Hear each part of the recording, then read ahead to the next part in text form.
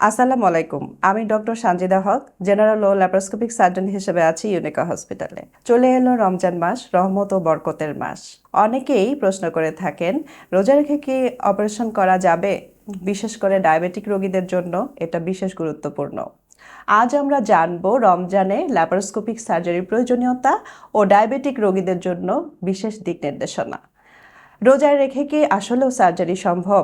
এটা সম্পূর্ণ ডিপেন্ড করে যে আপনার কি ধরনের অপারেশন প্রয়োজন তার উপর।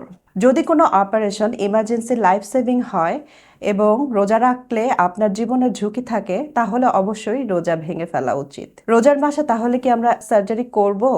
হ্যাঁ, যদি ইমার্জেন্সি লাইফ সেভিং অপারেশন লাগে রোজা রাখলে, সেক্ষেত্রে ইসলামে রোগীর জন্য রোজা ভাঙা অনুমতি আছে। কখন? সাধারণত রোজা না ভেঙে অপেক্ষা করা ঠিক নয়। হঠাৎ অ্যাকিউট অ্যাপেন্ডিসাইটিসের ব্যথা উঠে গেলে অথবা পিত্তথলির ব্যথা উঠে গেলে ল্যাপারোস্কোপিক সার্জারি করিয়ে নেওয়াটা উত্তম। আরও কিছু কন্ডিশনস আছে, যেমন ব্লিডিং শরীরের যে কোনো জায়গা থেকে হতে পারে, কোনো কেটে গেলে, কোনো জায়গায় কোনো ইমার্জেন্সি হলে, ইভেন বায়ুপথে যদি ইমার্জেন্সিভাবে ব্লিডিং হয় সেক্ষেত্রে অবশ্যই অ্যাডমিশন নিতে হবে।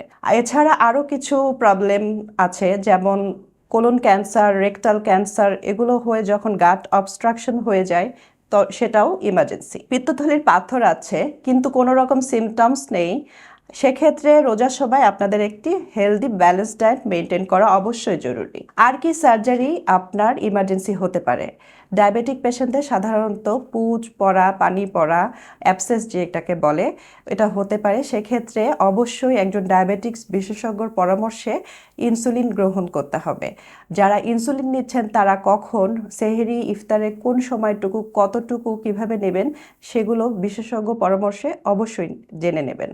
ব্লাড সুগার হঠাৎ করে কমে গেলে কিভাবে বুঝবেন কি করণীয়, সেটার জন্য আপনারা অবশ্যই একজন ডায়াবেটিস বিশেষজ্ঞের পরামর্শ নেবেন। শেষে একটা কথা বলে শেষ করতে চাই, রোজার মাসে সার্জারি নিষেধ নয়, বরং প্রয়োজন হলে সময় মতো সার্জারি করাটাই নিরাপদ সিদ্ধান্ত।